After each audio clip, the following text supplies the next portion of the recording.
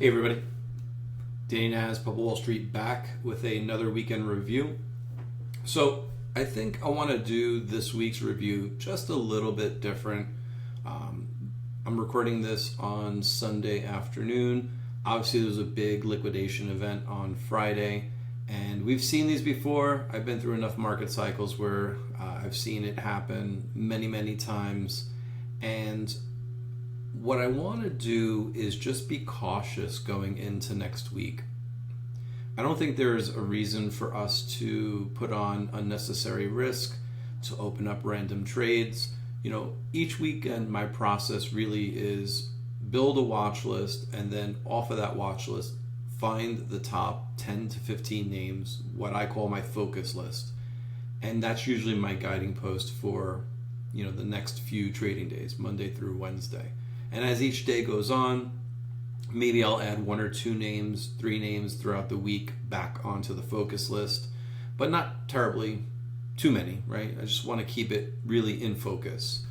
That's really the point of it. But I think with what happened on Friday in crypto and in the general market, and then the comments by President Trump about the tariffs again potentially going back on China, I think it's a good time to go up to a higher time frame, to tune out the noise, to see where the relative strength in the market is, so that we're not just picking random stocks that look good. Or maybe they had a nice bounce or a nice move on Friday.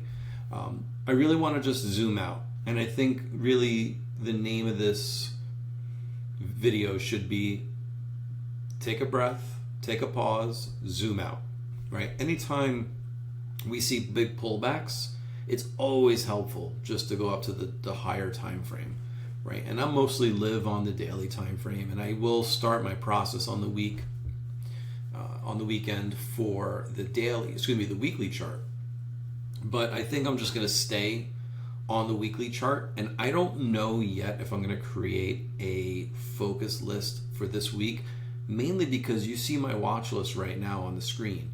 It's pretty small, right? There's maybe 15 to 20 names here, and I did all of my scans already. I looked at my prior watch lists, and there just wasn't a ton that stood out to me screaming buy, right? Now what we can do and what we should do is look at the strong themes, find the best names in those themes, and build out charts to buy pullbacks on those names. Now, for me, what does that look like? Well, with strong names on the weekly chart, I'm looking at a pullback, anywhere between the 21 and 10 EMAs.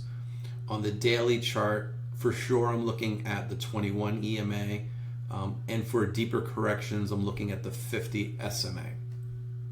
I very rarely these days look at the 200 SMA.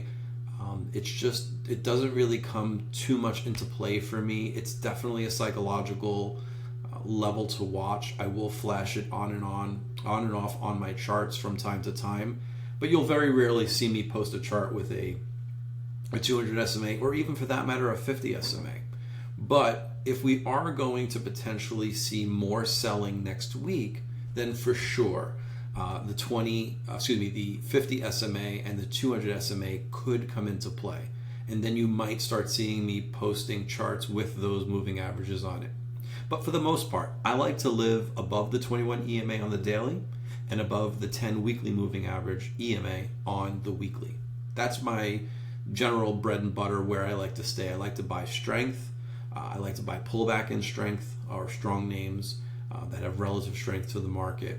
That's generally where I live. You'll very rarely see me buy names, I would say probably never under the 200 SMA for sure, and very rarely between the 200 and the 50 SMA. For the most part, we've been pretty good this year about picking stocks that are relatively strong.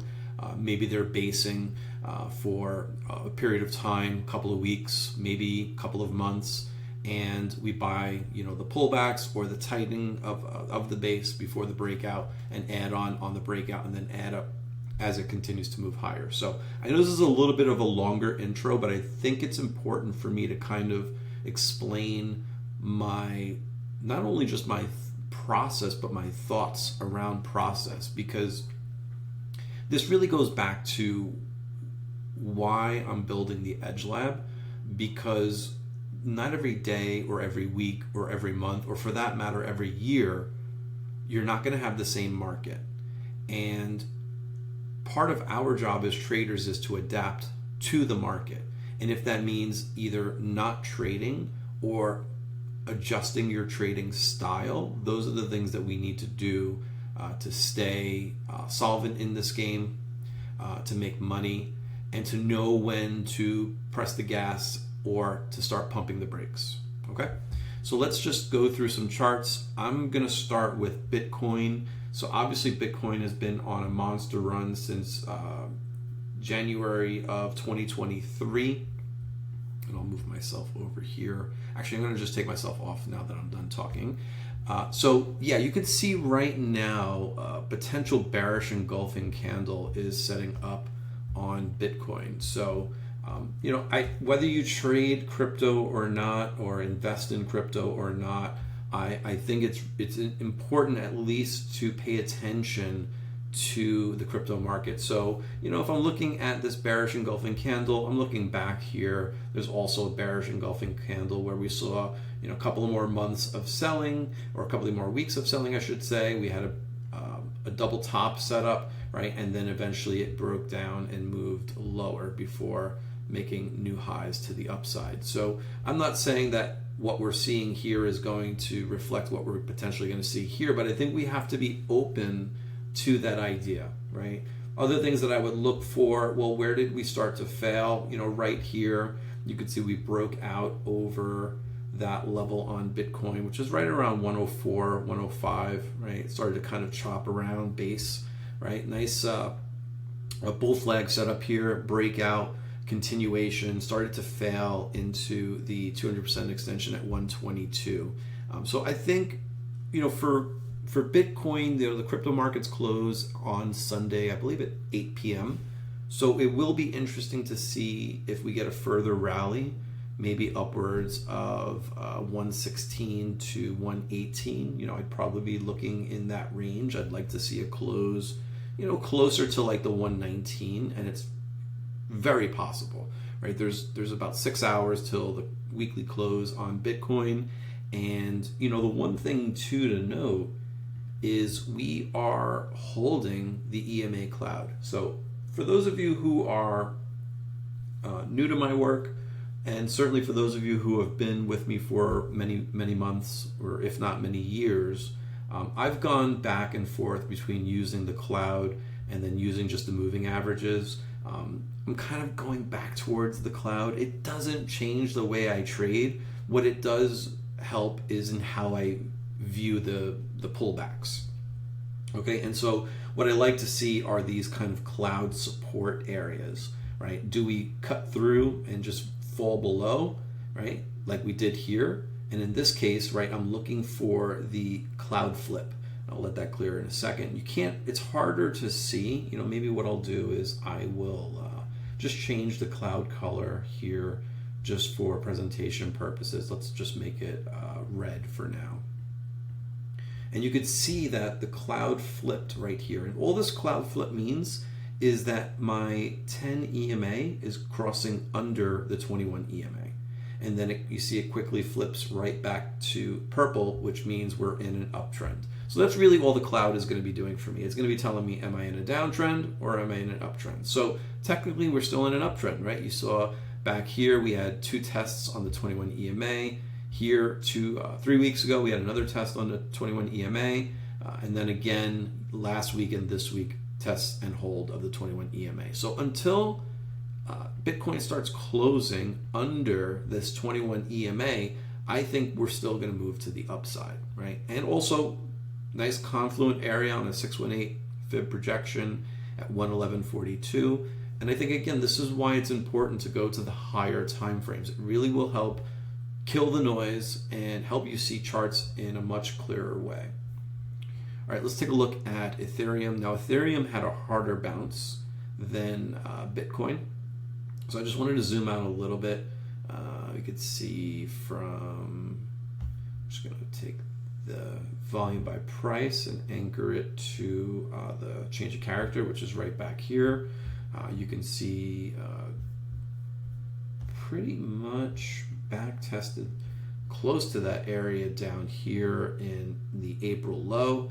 Then we had almost like a 1, 2, 3. This looks like maybe we're setting up with some sort of wave 4, right? It's pretty easy to see, right? You see a move up, a pullback, a bigger move up, a pullback.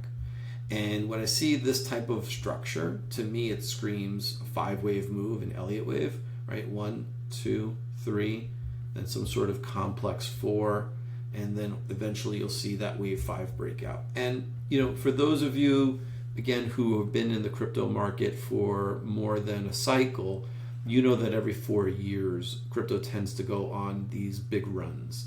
And right before you see the big run, you tend to get a lot of tree shaking, right? The candles that we saw here and here, even for that matter here, even though this is an inside day at prior all-time highs, this is tree shaking. This is institutional money trying to shake you out of your position and buying then the dip and then watching it rip to the upside. So I think it's really important to start studying market cycles.